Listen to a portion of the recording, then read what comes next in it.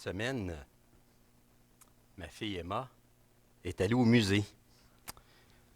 C'était une activité de son école. C'est le musée Pointe-à-Calière. Ça vous dit quelque chose? Vous connaissez sans doute. Hein? C'est dans le vieux Montréal. Et c'est un musée qui parle de l'histoire des fondations de Montréal. Il y a un peu d'écho. Je sais que j'ai la voix enrhumée. Je ne savais pas qu'elle était angélique.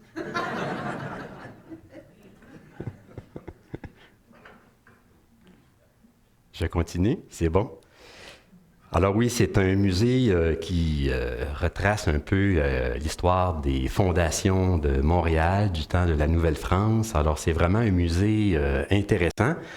Il y a différentes expositions aussi à chaque année. C'est un musée où Annie et moi, on a eu l'occasion d'aller à quelques reprises. Alors, j'ai pensé que ce matin, j'étais pour vous emmener au musée, moi aussi. Je ne sais pas si vous aimez ça, aller au musée.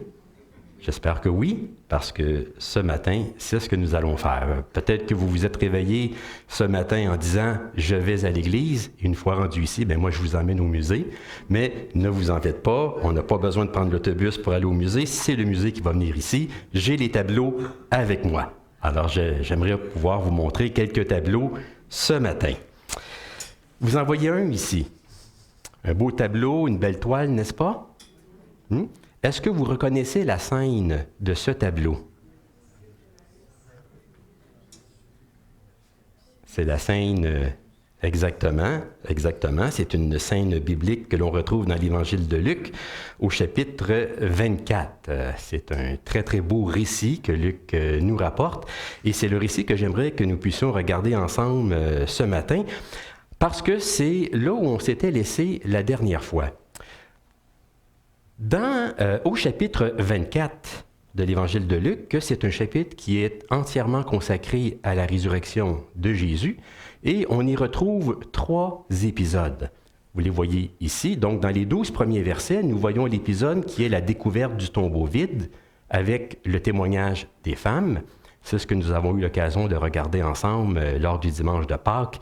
Nous avons vu des femmes qui sont allées au tombeau, qui ont découvert que le tombeau était vide. Des anges leur sont apparus. Les femmes sont retournées voir les disciples pour leur annoncer la nouvelle que Jésus est vivant, mais les disciples ne les ont pas crus.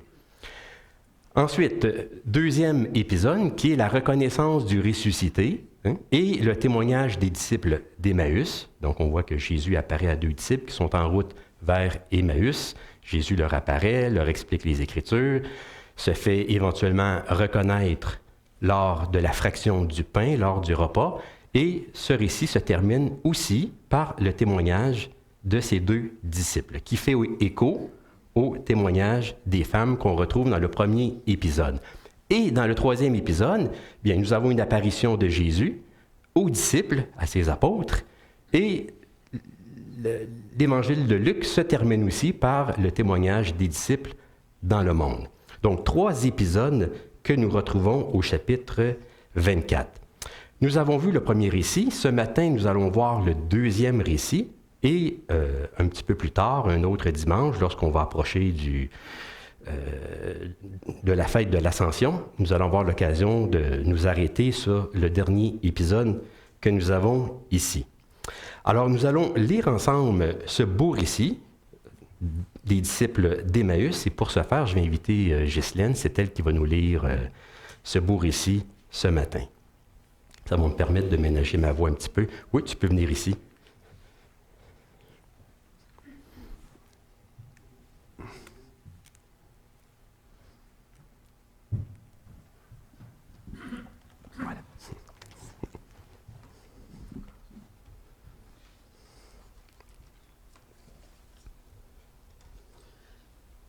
Les disciples d'Emmaüs. Et voici que ce même jour, 2 d'entre eux allaient à un village nommé Emmaüs, éloigné de Jérusalem de 60 stades. Ils s'entretenaient de tout ce qui s'était passé. Pendant qu'ils s'entretenaient et discutaient, Jésus s'approcha et fit route avec eux. Mais leurs yeux étaient empêchés de le reconnaître. Il leur dit: « quels sont ces propos que vous échangez en marchant? » Et ils s'arrêtèrent, l'air attristé. L'un d'eux, nommé Cléopas, lui répondit, « Es-tu le seul qui séjourne à Jérusalem et ne sache pas ce qui s'y est produit ces jours-ci? » « Quoi? » leur dit-il.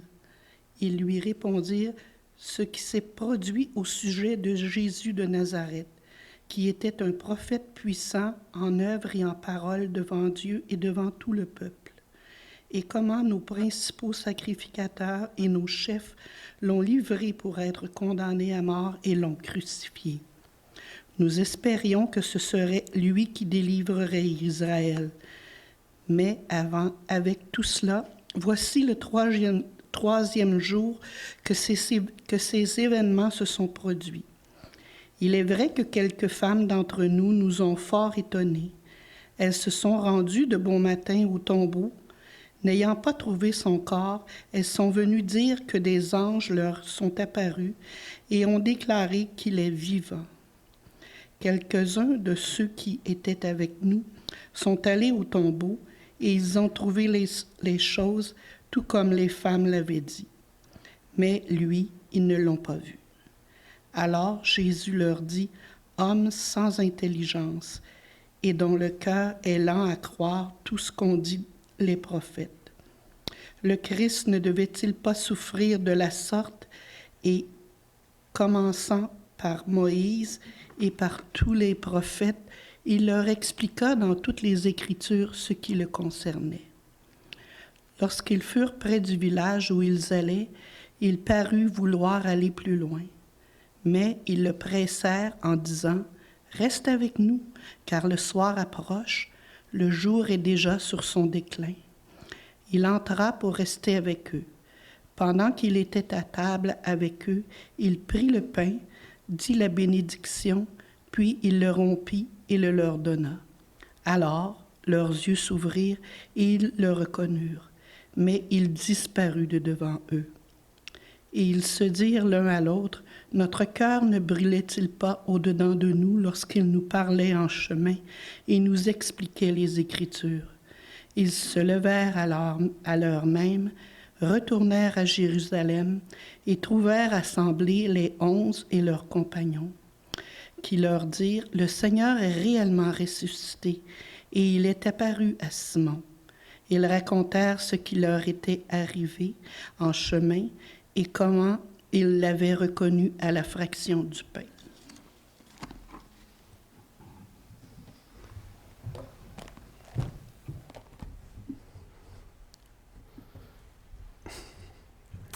Merci beaucoup, Ghislaine. Notre cœur ne brûlait-il pas à l'intérieur de nous? Prions ensemble. Seigneur Jésus, nous sommes dans ta présence ce matin. Toi qui es vivant, ressuscité d'entre les morts. Tu es le Fils de Dieu, assis à la droite de Dieu, et nous attendons ton retour dans la gloire. Seigneur Jésus, nous voulons nous mettre en route, nous aussi. Nous voulons que tu puisses ce matin venir marcher avec nous, afin que tu puisses nous ouvrir l'intelligence, ouvrir notre cœur, nous expliquer ta parole par ton esprit, Père, que notre cœur puisse brûler à l'intérieur de nous, alors que nous écoutons ta parole, la parole de ton Fils.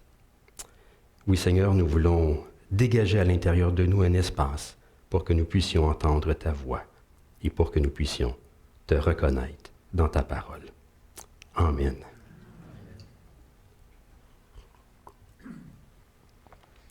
Alors ce matin, tout comme les disciples d'Emmaüs, nous allons nous mettre en route. Nous allons faire un petit voyage vers Emmaüs. Non pas pour rester à Emmaüs, mais pour revenir à Jérusalem. Nous allons faire un aller-retour. C'est un beau récit, n'est-ce pas?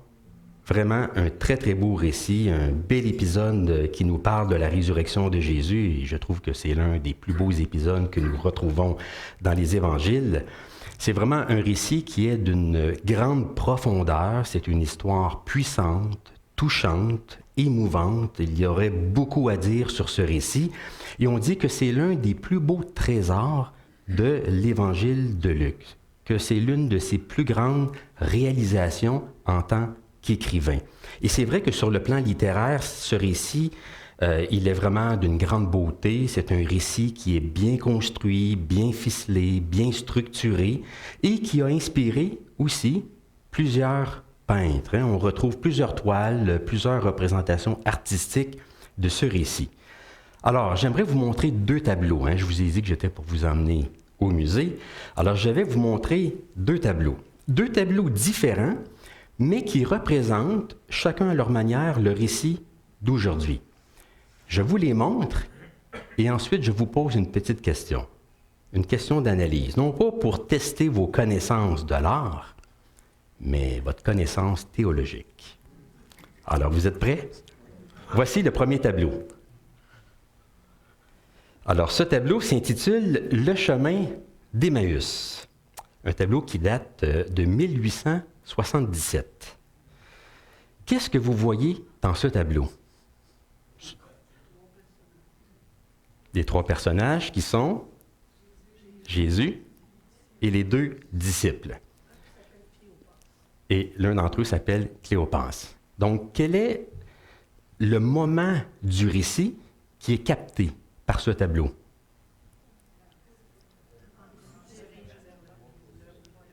C'est lorsque Jésus marche avec ses disciples. Jésus les questionne, Jésus les écoute et Jésus leur explique les Écritures. C'est le moment du récit que nous rapporte ce tableau. Donc, l'accent porte sur la route, le chemin, la conversation, l'enseignement des Écritures. Ils ne l'ont pas encore reconnu aussi. Deuxième tableau. Un tableau qui est encore plus vieux que le premier, qui date de 3 siècles avant le premier tableau. Alors, je vous laisse le regarder. Qu'est-ce que vous voyez exactement?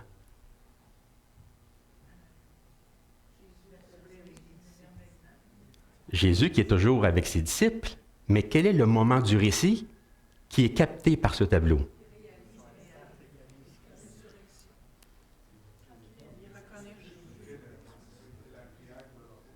C'est le moment du repas. Ils ne sont plus en route, c'est le temps du repas. Et c'est à ce moment-là que les disciples reconnaissent Jésus au moment de la fraction du pain. Donc l'accent de ce tableau porte sur le repas, l'illumination des disciples. Donc, et c'est ce moment-là qui conduit les disciples à reconnaître Jésus. Jésus se laisse reconnaître par ces deux disciples-là. Pourquoi je vous montre ces deux tableaux? Bien, vous allez le savoir un petit peu plus tard. Bien sûr, c'est en lien avec le récit d'aujourd'hui. Ma question, elle est la suivante. Vous êtes prêts? D'après vous, en regardant ces deux tableaux, je vous les mets côte à côte, en regardant ces deux tableaux, lequel a été peint par un protestant et l'autre par un catholique?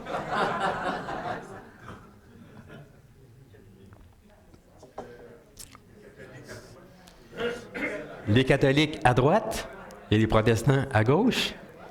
Bon, gardez cela à l'esprit. Gardez cela à l'esprit. Mais pour l'instant, revenons à notre texte. Quittons le musée pour revenir à l'Église. Dans ce récit, donc, deux disciples qui se mettent en route pour se rendre à Emmaüs. Qui sont ces deux disciples? Nous ne le savons pas exactement. Ce que l'on sait du moins, c'est que l'un d'entre eux s'appelle Cléopas. Mais on ne sait pas non plus vraiment qui il est, cet homme-là. On ne sait pas exactement d'où il vient, quel était son rôle à cette époque, mais sans doute qu'il était quand même assez connu, assez pour qu'on se souvienne de lui, de son nom. L'histoire, la tradition a retenu son nom et Luc en fait mention. L'autre disciple, lui, reste anonyme. On ne connaît pas son nom. Luc n'en fait pas mention. Peut-être que Luc n'a pas su retracer son nom, malgré ses recherches. Peut-être que ce n'était pas quelqu'un de connu non plus. Certains même disent que c'était sa femme, ce qui est possible. Pourquoi pas? C'est peut-être sa femme. Mais d'autres disent, cependant, et ça, je trouve ça intéressant, que nous avons peut-être affaire ici à un procédé littéraire courant dans la Bible qui consiste à ne pas nommer la personne pour que l'on puisse s'insérer nous-mêmes dans l'histoire. Autrement dit, quand un personnage est présenté sans être nommé, ce serait là une invitation à nous reconnaître dans ce personnage, à faire comme si c'était nous, comme si c'était moi qui étais là avec eux, avec Cléopas, en train de marcher avec Jésus. Alors, si c'est le cas, je ne dis pas que c'est le cas, mais si cette hypothèse est vraie, alors si c'est le cas, ça veut dire que le nom de ce deuxième disciple sur la route d'Emmaüs, bien, c'est le nôtre. C'est notre propre nom. C'est une manière de nous faire rentrer dans le récit, de nous faire embarquer dans une histoire, de nous mettre en route avec Jésus pour se laisser enseigner, instruire par lui, pour finalement arriver, nous aussi, à le reconnaître comme étant le vivant, le ressuscité. Alors, faisons comme cela.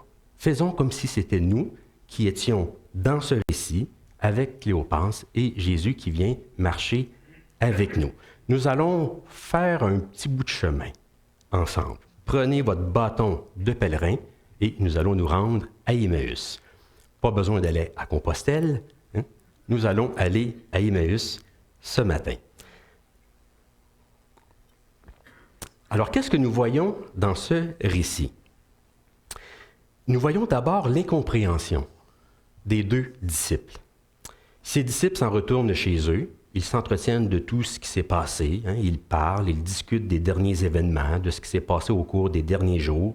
Ça inclut la mort de Jésus, sa mise au tombeau, la découverte du tombeau vide, l'apparition des anges, la parole des anges, le témoignage des femmes, la réaction de Pierre. Ça peut inclure aussi leur espérance, leur aspiration antérieure lorsqu'ils suivaient Jésus et leur espoir déçu. Ils cherchent à comprendre ce qui s'est passé. Hein? Non seulement ils revisitent les événements dans leur esprit, mais ils cherchent à donner du sens à ces événements. Au verset 15, il est dit « pendant qu'ils parlaient et discutaient ». Mais il est aussi possible de traduire « comme ils s'entretenaient et raisonnaient ensemble ». Comme ils s'entretenaient et raisonnaient ensemble. Ou selon une autre version, pendant qu'ils échangeaient leurs propos et leurs réflexions. Ils essaient de donner du sens aux derniers événements, à ce qui s'est passé. Ils ont besoin, autrement dit, de processer tout ça. Hein? On dit ça parfois, on a besoin de processer certaines choses, processer certaines informations. Ils ont besoin de processer c'est ça, ce qui s'est passé, de digérer les derniers événements et tenter de leur donner du sens. Et apparemment, cette discussion, elle était assez intense, assez animée. Nous, je sais que dans notre Bible, les termes que nous avons, c'est parler, discuter, s'entretenir. Ce sont des mots qui n'ont pas vraiment de connotation ou de charge émotionnelle. Mais les termes que Luc utilise dans le texte original, surtout un terme en particulier, contient une charge émotionnelle. Ce que ça veut dire, c'est qu'il est question de discuter vivement. Parfois, là, vous savez, lorsqu'on parle de certains sujets qui sont plutôt controversés, que ce soit dans le domaine politique ou même en théologie, parfois, on le sait, les esprits s'échauffent. On ne se dispute pas, mais ça peut devenir animé. Hein? Il y a des sujets parfois qui soulèvent des émotions. Alors, la conversation que nous avons ici entre ces deux disciples, ce n'est pas nécessairement une conversation qui est tranquille, qui est apaisée, mais une discussion qui est quand même assez animée. Ce qui fait dire à certaines personnes, de façon un peu sarcastique, que là, nous avons la preuve que ces deux disciples, c'était bel et bien un couple.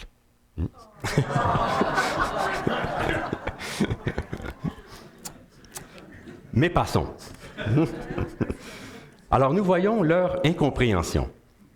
Ensuite, nous voyons leur aveuglement. Parce que quand Jésus s'approche d'eux pour marcher avec eux, ils ne le reconnaissent pas tout de suite. Le texte nous dit que leurs yeux étaient empêchés ou retenus de le reconnaître. Et ça, c'est pas nouveau parce que dans les évangiles, on le voit souvent, lorsque Jésus fait une apparition, on ne le reconnaît pas tout de suite. Ça prend un certain temps avant de se rendre compte que c'est bien lui. Et c'est compréhensible parce que personne ne s'attendait à le revoir vivant. fallait d'abord encaisser le choc, être vraiment certain que c'est lui. Ici, dans ce récit, il semble que leur aveuglement soit voulu de Dieu ou de Jésus, parce que le verbe est au passif. Les disciples subissent une action. Il y a quelque chose, il y a quelqu'un qui les empêche de reconnaître Jésus. C'est comme si à ce stade-ci du récit, Jésus semble souhaiter ne pas être reconnu. Du moins pas tout de suite.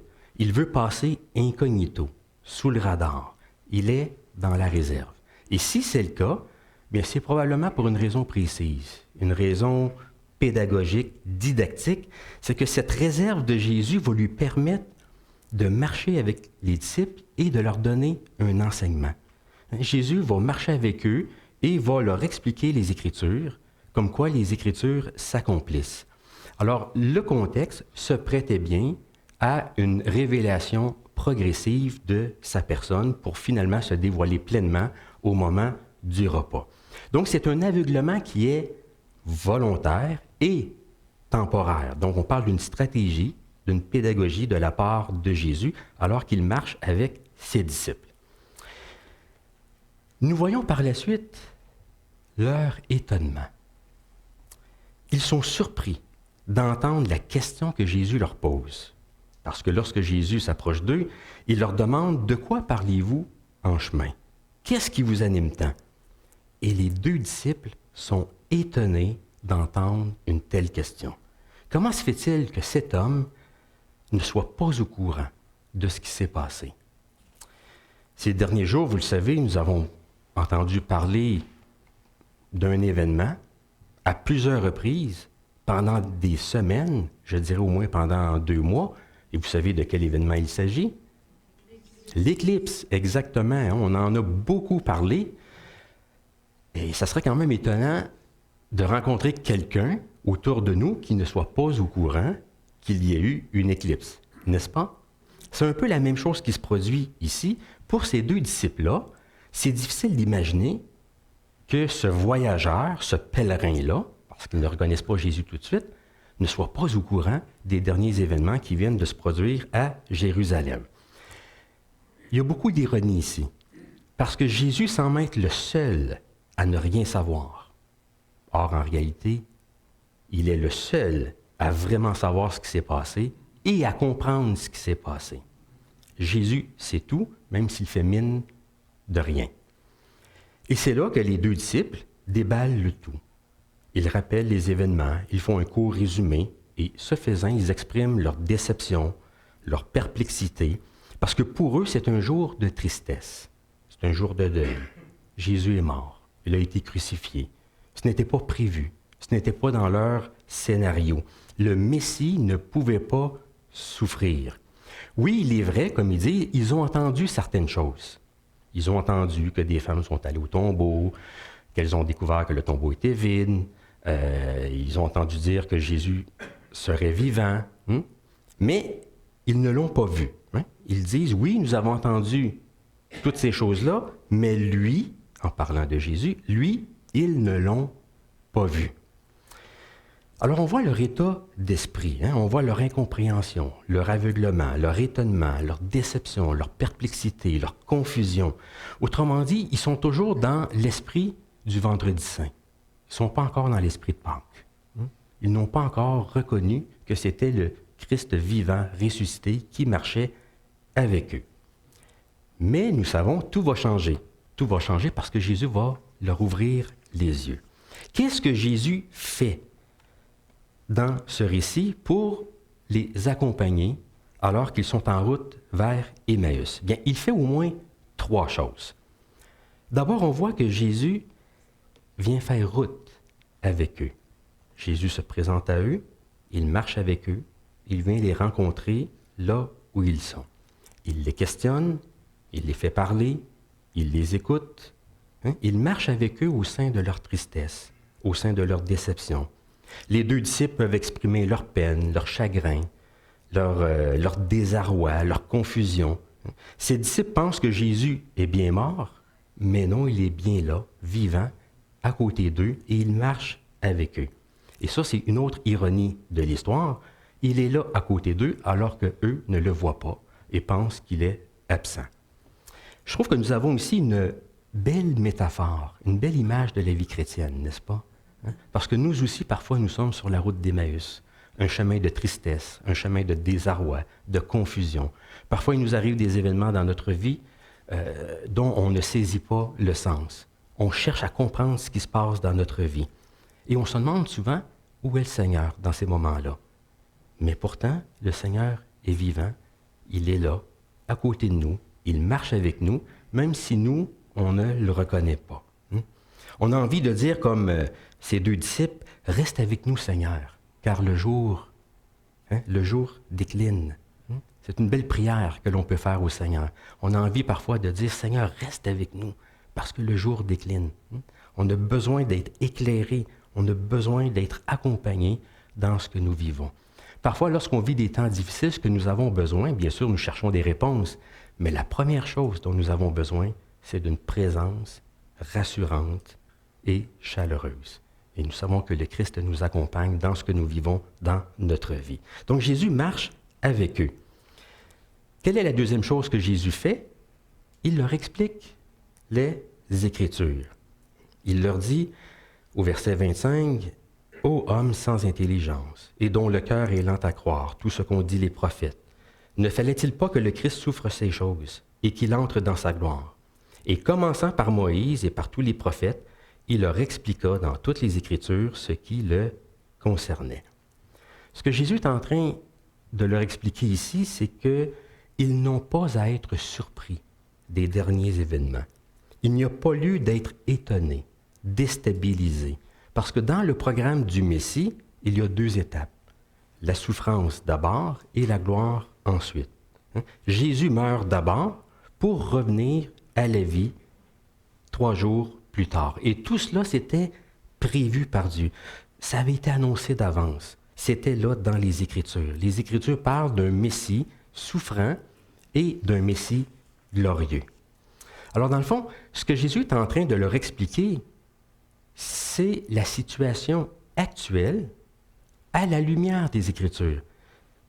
Ce que les disciples d'Emmaüs ont besoin de comprendre, c'est qu'est-ce qui s'est passé exactement? Quel est le sens de ces événements-là? C'est-à-dire le rejet et la mort de Jésus.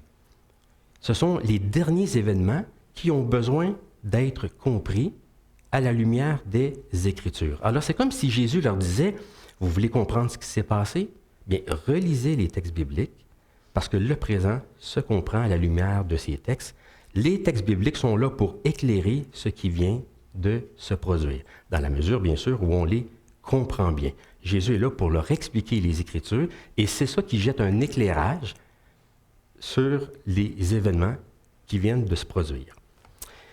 Donc, Jésus, il fait une relecture de l'histoire d'Israël pour montrer que c'est une histoire qui pointe vers un Messie souffrant. Un Messie souffrant avant d'entrer dans la gloire. Il y a une séquence, une trajectoire que le Messie doit suivre. Et ça, c'est vraiment un beau moment pour les disciples, parce qu'ils sont à l'école de Jésus. Ils sont au séminaire de Jésus. Jésus leur dispense un magnifique cours de théologie biblique. On aurait aimé entendre ce que Jésus a dit à ses 2 disciples sur la route d'Emmaüs. Et finalement, quelle est la 3e chose que Jésus fait avec eux? Bien, il mange avec eux. Il prend un repas avec eux. Lorsqu'ils arrivent à destination, près du village, les disciples veulent en savoir davantage. Ils sont intrigués. C'est quand même intriguant ce que Jésus est en train de leur dire, de leur expliquer. Alors, ils veulent en savoir davantage. La conversation, elle est très intéressante. Encore une fois, Jésus fait mine de rien, fait mine de vouloir continuer sa route, parce que c'est comme un tout bon voyageur. Un voyageur ne s'impose pas. Il veut continuer sa route. Il attend une invitation. Encore une fois, on a une belle métaphore de la vie chrétienne ici. Le Seigneur prend l'initiative de s'approcher des 2 disciples, mais il attend une invitation pour aller manger avec eux. Et effectivement, bien, les 2 disciples lui demandent de rester avec eux. Reste avec nous, car le jour décline. Reste avec nous. le jour décline. Alors Jésus entre avec eux et prend un repas avec eux. Et c'est au moment de la bénédiction du repas, la fraction du pain, que Jésus se dévoile pleinement. Il se laisse reconnaître. Le voile leur est enlevé. Les disciples retrouvent la vue. Ils sortent de leur aveuglement. Ils reconnaissent Jésus. Pour eux, c'est un moment de lumière, un moment de vérité. À ce moment-là, il y a une sorte d'évidence qui leur saute aux yeux. Une sorte d'évidence. C'est un temps de révélation qui est précédé d'un enseignement des Écritures. Pour eux, tout devient clair. Tout s'illumine. On pourrait dire que c'est le plus beau moment de leur vie, car ils reconnaissent la présence de Jésus parmi eux. C'est encore plus beau que l'éclipse. On a beaucoup entendu parler de l'éclipse, comme je l'ai mentionné, et je ne sais pas, vous avez sans doute vu à la télévision les réactions des gens. On dit que c'est extraordinaire, c'est magnifique, c'est éblouissant, c'est touchant, c'est émouvant. Et c'est vrai que c'est quand même quelque chose de particulier de regarder une éclipse. Ça arrive si peu souvent. Mais ce que nous avons ici, c'est encore plus beau qu'une éclipse. Imaginez le Christ vivant, ressuscité, qui se laisse reconnaître à des disciples qui étaient abattus, confus, dans la noirceur totale, dans l'incompréhension, et tout à coup, pour eux, tout devient clair. Tout s'illumine. C'est encore plus beau qu'une éclipse. Et comment réagissent-ils? Qu'est-ce qu'ils font après cela? Bien, ils réagissent de 3 façons. D'abord, ils reconnaissent l'action de Dieu dans leur cœur. Ils disent, notre cœur ne brûlait-il pas au-dedans de nous lorsqu'il nous parlait en chemin et nous expliquait les Écritures? Notre cœur ne brûlait-il pas? Ils se rendent compte qu'il se passait quelque chose à l'intérieur d'eux alors que Jésus marchait avec eux. Ils pensent à leur rencontre. Ils pensent aux paroles de Jésus. Il se passait quelque chose à l'intérieur d'eux, mais ils ne pouvaient pas vraiment mettre des mots sur ce qu'ils vivaient. Et bien sûr, ce feu brûlant, c'est une allusion à l'Esprit Saint qui travaille dans les cœurs, qui fait son œuvre en nous, dans les cœurs humains. Notre cœur ne brûlait-il pas? Ensuite, ils décident de se mettre en route, mais cette fois-ci en sens inverse. Ils veulent retourner à Jérusalem, vers les apôtres, les autres disciples, pour leur annoncer que Jésus est vivant. Oui, ils sont sans doute fatigués, mais tout à coup, avec ce qui vient de se passer, ils sont revigorés, revitalisés. Vous savez, parfois, lorsqu'on a une bonne nouvelle, notre fatigue s'envole. N'est-ce pas? On peut se sentir fatigué, mais tout d'un coup, il arrive un événement heureux, une petite dose d'adrénaline, et puis la fatigue est partie. Alors, les disciples ici décident de se mettre en route pour aller rejoindre les autres disciples. Oui, c'est le soir, il fait sombre, mais pour eux, tout est clair. Tout est vraiment clair. Alors, pour eux, ce n'est pas juste une question de géographie. Oui, ils retournent à Jérusalem, mais quitter Emmaüs pour aller à Jérusalem, pour eux, c'est un retour à l'espérance. C'est changer leur état d'esprit. C'est quitter leur déception et retourner à la foi, retourner à l'espérance. C'est comme reprendre la foi là où on l'avait laissée. C'est comme si on avait laissé notre foi. Ils avaient laissé leur foi à Jérusalem, ils l'ont perdue, ils retournent chez eux, ils retrouvent la foi, ils retournent vers Jérusalem, et c'est là que tout recommence. C'est là que tout recommence. Ils témoignent finalement de la résurrection de Jésus. Ils deviennent des témoins de la résurrection. Et ça fait écho au témoignage des femmes. Les premières témoins ont été les femmes. Et maintenant, bien, nous avons les disciples d'Emmaüs qui, eux aussi, peuvent témoigner, oui, Jésus est bel et bien vivant. Alors, c'est vraiment une belle histoire. Une histoire touchante, une histoire puissante qui comporte beaucoup de leçons pour nous. Beaucoup de leçons. D'ailleurs, j'aimerais ressortir le message théologique de ce récit. Lorsque Luc a rédigé son récit, il avait une intention. Il pensait aux premières communautés chrétiennes et il voulait leur communiquer certaines choses. Il y a plusieurs thèmes, il y a plusieurs motifs qu'on retrouve dans ce texte-là et j'aimerais vous en mentionner au moins 3. Le premier thème, bien sûr, qui est le plus important, c'est le thème de la résurrection. Ce récit nous dit que Jésus est vivant, il est le Seigneur ressuscité. Avez-vous remarqué, vers la fin, il est dit, le Seigneur est réellement ressuscité. Et non pas le Seigneur est ressuscité, mais le Seigneur est réellement ressuscité. Ça vous dit quelque chose, ça? Je vous en ai parlé la dernière fois de cette salutation pascale. Le Seigneur est ressuscité? Réellement ressuscité. Exactement. D'ailleurs, on pense qu'on a peut-être ici une origine biblique pour expliquer cette salutation pascale que l'on retrouve dans plusieurs églises et qui s'est répandue dans l'histoire.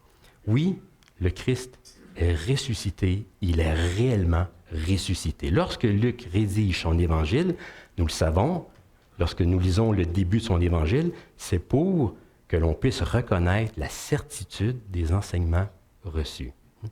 Alors, ce récit vient consolider, affirmer, renforcer notre croyance dans la résurrection de Jésus. Le deuxième motif ou thème de ce récit qui est important, c'est celui du cheminement. Du cheminement. À travers ce récit, je pense que Luc nous invite, nous les lecteurs, à entreprendre un voyage, un itinéraire, un pèlerinage, à nous mettre en route avec Jésus pour arriver à une compréhension de lui, de sa vie, de sa personne, et surtout à une rencontre avec lui, à une reconnaissance de sa présence. Oui, il y a un itinéraire géographique, mais à cet itinéraire géographique se superpose une démarche de foi, une démarche spirituelle, comme si la géographie était au service de la spiritualité.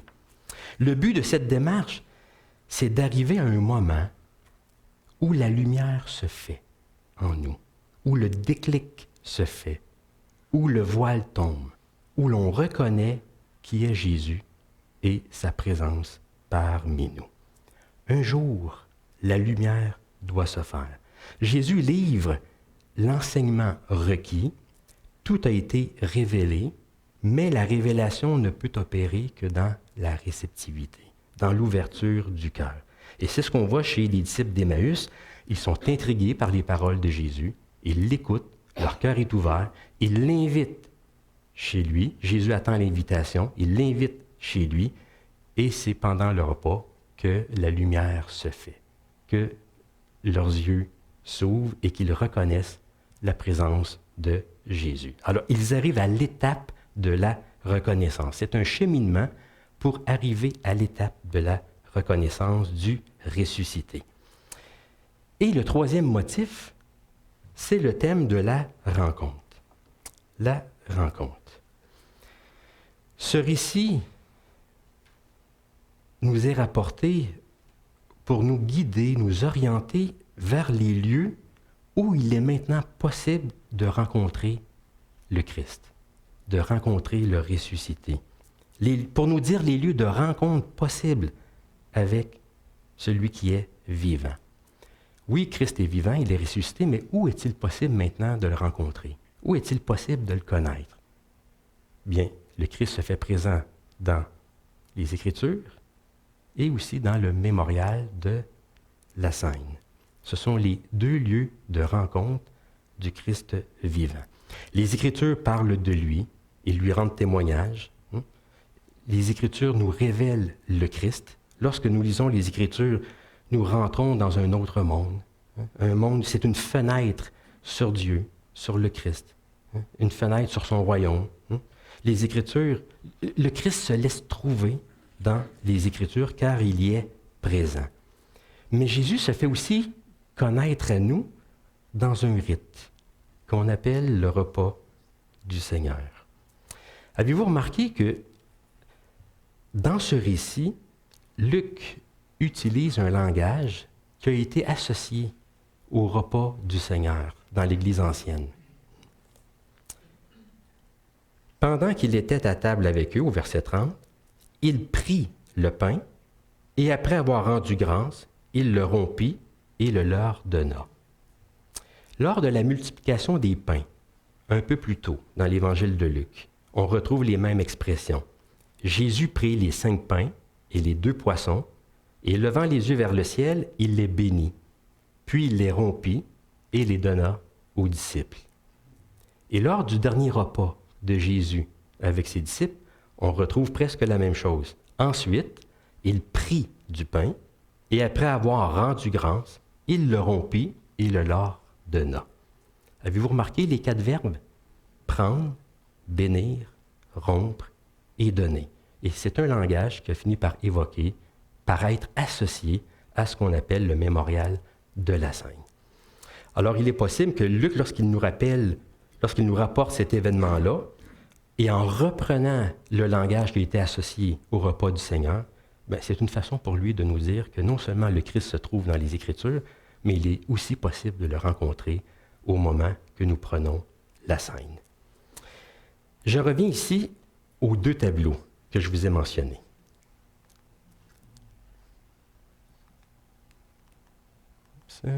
Et voilà.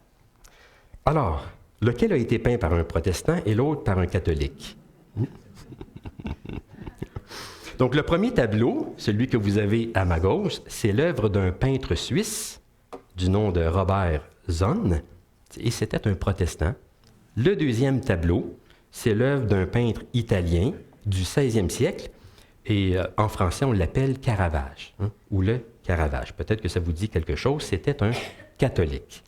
Est-ce que vous voyez la différence entre le protestant suisse et le catholique italien? Ils ont choisi la même histoire, mais chacun souligne une partie différente de l'histoire. Et cette différence incarne bien la différence entre un culte protestant et la messe catholique. Dans le premier tableau, ce qu'on met en valeur, l'accent est sur... On met en valeur ce moment où Jésus marche avec ses disciples alors qu'il leur explique les Écritures. L'accent, elle est sur la parole de Dieu, la parole de Jésus, les Écritures. Les 2 disciples sont à l'école de leur maître.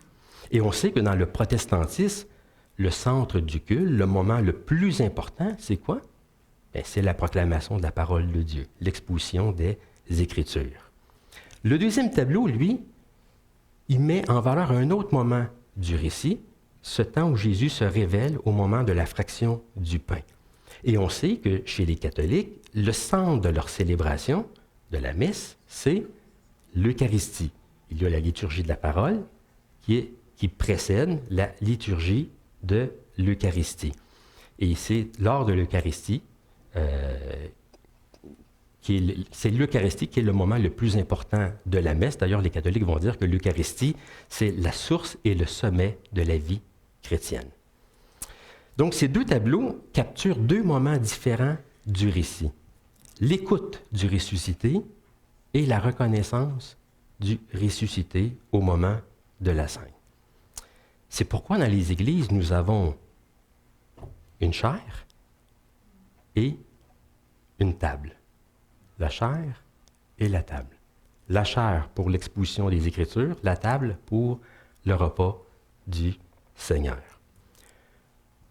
Avons-nous besoin de choisir? Les 2 sont importants. Les 2 ont leur place. Par l'Écriture, nous nous plaçons à l'écoute de Dieu, à l'écoute de Jésus, à l'écoute du Maître. Mais par la scène, nous nous rappelons ce qu'il a fait pour nous et nous nous approchons de Jésus. Nous confessons son nom, nous renouvelons notre foi, nous le voyons dans le pain et dans la coupe. Ce pain qui représente son corps brisé, la coupe qui représente son sang qui a été versé. Ce sont des symboles, des signes de la personne de Jésus et de son œuvre. On dit que c'est une commémoration, mais c'est une commémoration qui est au service, qui est là pour nourrir une relation, pour nourrir une communion. C'est un terme qu'on utilise pour la scène, le mot communion, qui veut dire être en relation. Quand on prend le pain et la coupe ensemble, on est en communion les uns avec les autres, mais on est aussi en communion avec le Christ vivant, ressuscité, qui est présent parmi nous. Donc, quand on prend le pain, quand on prend la coupe, c'est dans la présence même de Jésus qu'on les prend. Il est là. On peut le prier. On peut renouveler notre foi, notre amour. C'est une commémoration, mais qui est au service d'une relation, au service d'une communion. La chair, la table. 2 lieux où l'on peut rencontrer le Christ vivant et ressuscité. Alors, 3 beaux thèmes importants qu'on retrouve ici dans ce récit. Le thème de la résurrection, le thème du cheminement et celui de la rencontre. Ce matin, nous allons prendre la scène et je vais inviter l'équipe musicale à s'avancer et que notre prière, que l'Esprit Saint puisse faire son œuvre en nous, que la parole de Jésus brûle en nous, dans notre cœur, et qu'il vienne aussi nous rencontrer au moment de la fraction du pain, qu'il puisse toucher notre cœur pour que nous puissions le voir afin que nous aussi, nous devenions des témoins de la résurrection. Que Dieu bénisse sa parole. Amen.